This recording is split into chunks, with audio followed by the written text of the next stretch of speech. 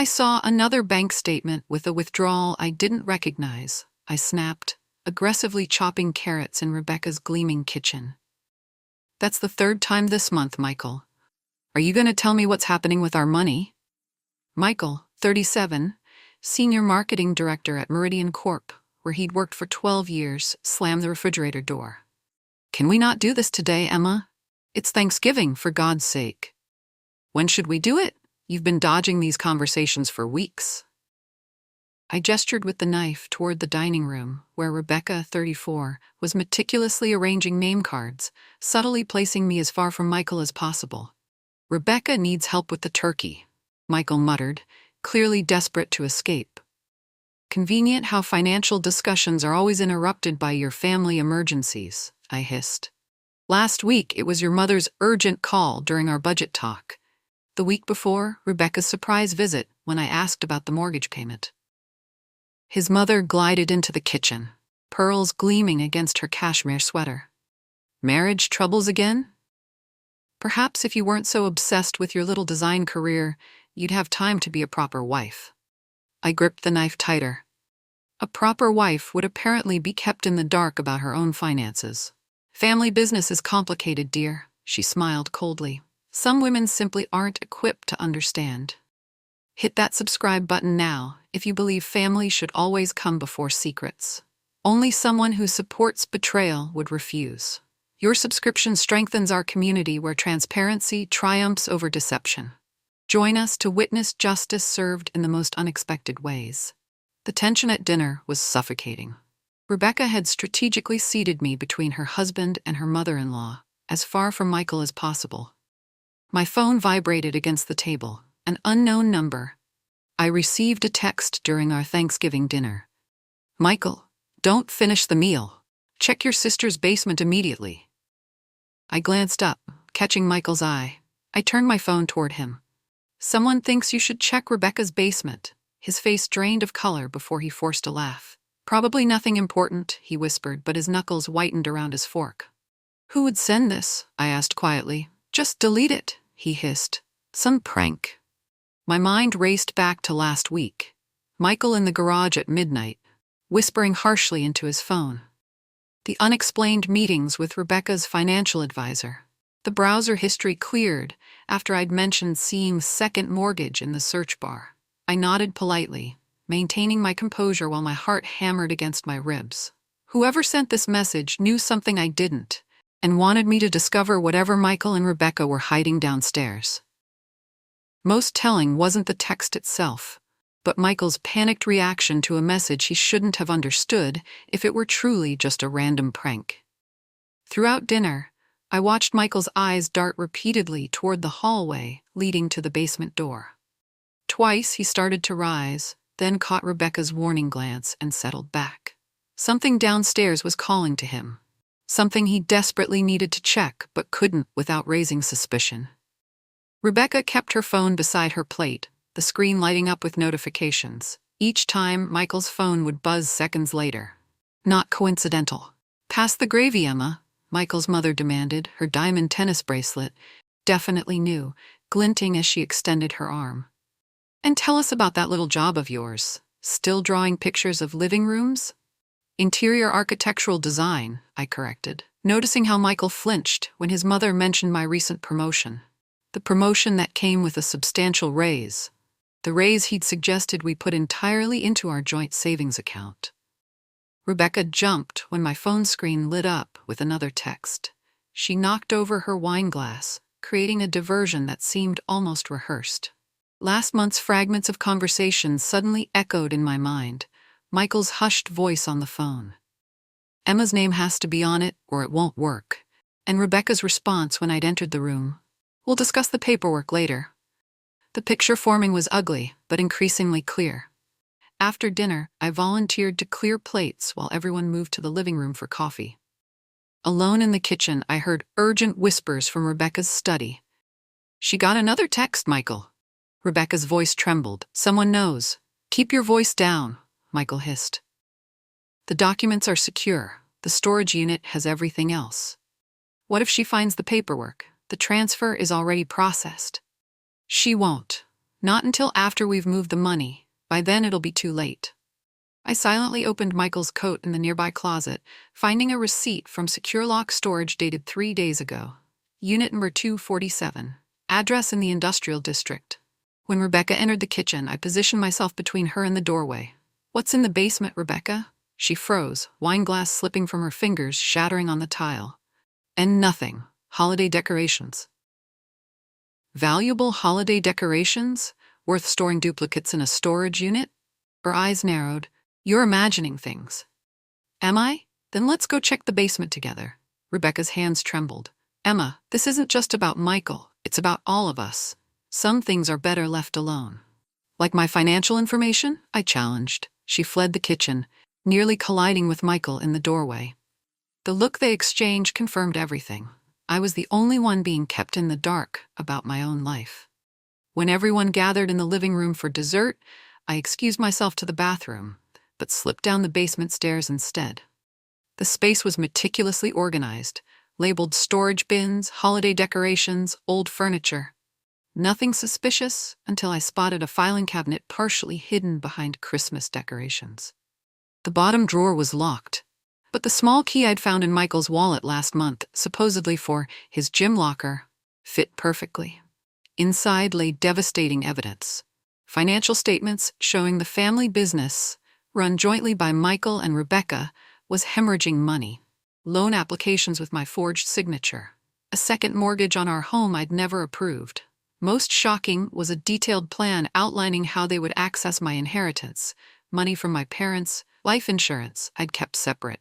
Money earmarked for my dream of starting my own design firm. Deeper in the files, I found casino receipts totaling over $150,000, all signed by Michael's mother. They'd been covering her gambling debts for years, draining the company dry. A final document made my blood freeze. Paperwork for a vacation property purchased in my name, collateral for a massive loan I knew nothing about. This wasn't just marital deception or family secrets. This was fraud. This was criminal. And as I heard footsteps on the basement stairs, I realized the anonymous texter hadn't just wanted to warn me. They'd wanted to save me. Subscribe now if you stand for honesty and financial transparency in relationships. Only someone who believes partners should be kept in the dark about financial decisions would hesitate. Join our community that exposes hidden betrayals and celebrates those brave enough to confront deception. Your subscription is a vote for truth. I photographed every document with shaking hands, then carefully replaced them exactly as I'd found them. As I crept back upstairs, my phone vibrated again. "Do you need help? I have more evidence. Meet me tomorrow." "Who are you?" "David Jenkins. Your husband's former accountant. Fired when I questioned the irregularities." My mind raced. David had always been friendly at company events before mysteriously resigning 6 months ago. Michael had been evasive about his departure. I texted back, "Need immediate proof before they move everything. Check email. Sent backup files. Get your own lawyer ASAP." I slipped into the guest bathroom, downloaded the files, and called my brother Jason, a corporate attorney. "Don't confront them yet," he advised. "We need to freeze your accounts immediately. I'm calling Judge Matthews for an emergency order." I returned to the dining room with a brilliant performance. "Sorry everyone, work emergency email. Looks like I'll need to log in remotely." "Use the office?" Rebecca offered hesitantly. Instead of working, I planted my phone on record mode beneath a stack of magazines, positioned to capture the kitchen doorway. Then I deliberately mentioned to Michael's mother that I was considering using my inheritance for something special next year. The trap was set. When I excused myself again, Michael and Rebecca immediately huddled in the kitchen, right where my phone was recording. "She mentioned the inheritance," Michael whispered urgently. "We need to accelerate the transfer." "The paperwork's ready," Rebecca replied. "Once she signs the remodeling approval, we can access everything through the shell company." I had them, but something still bothered me. Who had sent the original warning text? And why today of all days? I waited until everyone was seated for coffee, my evidence secured, my brother on standby with the judge's emergency order freezing all our accounts. "Before dessert," I announced, connecting my phone to Rebecca's smart TV, "I'd like to share something I discovered today." The first document appeared on screen, our house deed with my forged signature transferring partial ownership to Rebecca. Michael dropped his coffee cup. Emma, I can explain.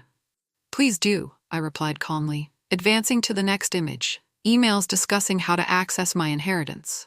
Explain how you plan to steal $375,000 from me. Rebecca's husband stared at his wife in shock. Becca, what is this?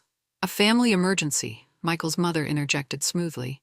Emma, you're overreacting to standard financial planning. Standard? I played the recording from my hidden phone.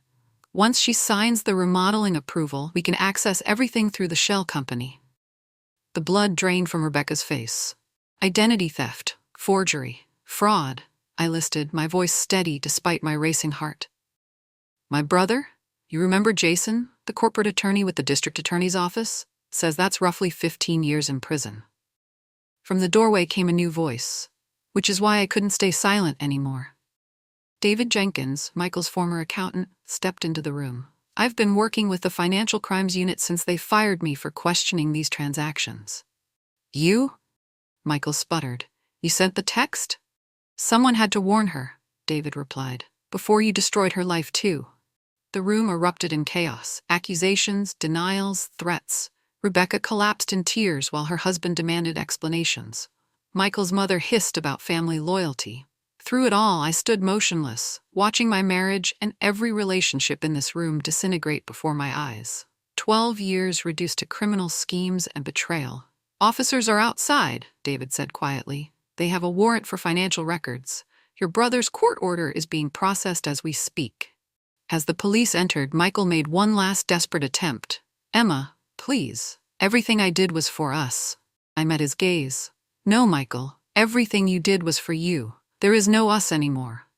1 week later, I sat across from Michael in a sterile conference room.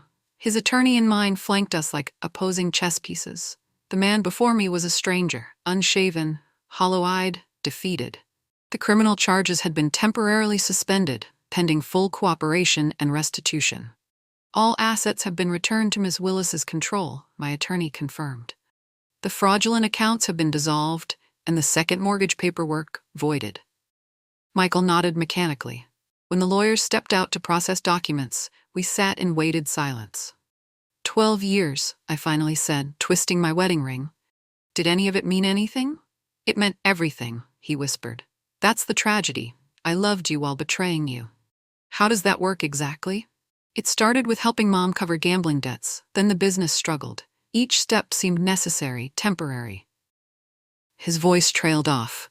Rebecca pushed for more extreme measures, but I agreed to them. That's on me. I placed my wedding ring on the table between us. The soft clink echoed like a gavel. Your mother called yesterday, I said. She blamed me for destroying the family. A flicker of anger crossed his face. She's going to rehab as part of her plea agreement.